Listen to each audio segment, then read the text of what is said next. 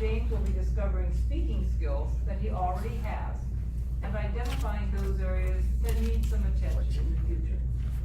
Here is James Bass with his 4 to 6 minute speech entitled, My Life in 6 Chapters and Counting. Please help me welcome.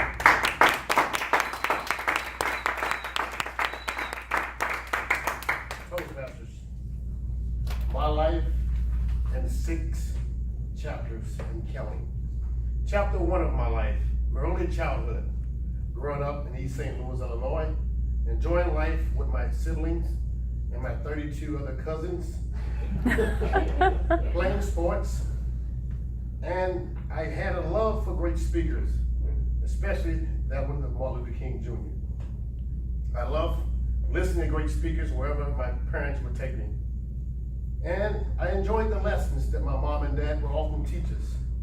One of the lessons that they taught us, and they often drilled in us, is that anything of great value, anything that you want in life, you have to work for it. It will never be given. I used that lesson in chapter 2 of my life, my high school years. They were fun, chasing the girls down the hallway, playing high school sports, running track, but mainly I used it on the football field. My high school football coach, he would often give us lessons in life that he believed that would help us both on the field and in life.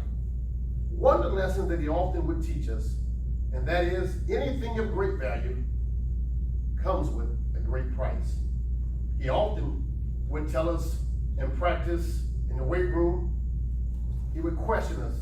He would ask us these few words: how bad do you really want it? So I concluded my high school years. In my 12th grade, we won the state championship. The feeling of winning and all the years of hard work and the lessons I learned coming to a climax. But my chapter ended there. The new chapter began with me after graduating high school. I decided to travel. Going to college wasn't for me right away. I was a free spirit, traveling, buying my first car, working odd jobs across the country. Life was beautiful until one day I traveled to Mississippi. And on that tragic day, I watched the news as the towers was on fire in New York, also in DC. Anger struck me. I felt that I had to do something to protect my loved ones and the family and the country that I love. This quote by Edmund Burke, he said, the only thing necessary for the triumph of evil is for good men to do nothing. I couldn't stand on the side and do nothing. So I joined the United States Army to fight the war on terrorism. After 9/11, I spent 9 years around the globe fighting terrorism on every angle possible. Until one day, running from a mortar attack at 3 in the morning, hit my spine on the cinder block, causing nerve damage. The military told me you would no longer be able to fight the war on terrorism. You're going to have to be retired, medically retired permanently from the service. Those words hurt me deeply because I believe my job there was not done. It had only been 8.5 years. I thought that I would spend 20 years in the military fighting the war on terrorism to make our world a better place. Not just for us here in America, but for men and women everywhere. After being military retired from the service, it concluded that chapter of my life. Chapter 5 of my life was started with great pain.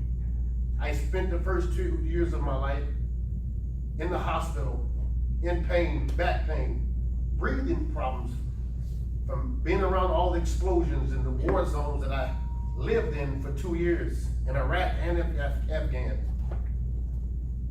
After getting better, I got married, had 2 little girls that I love to this day, earned 3 degrees.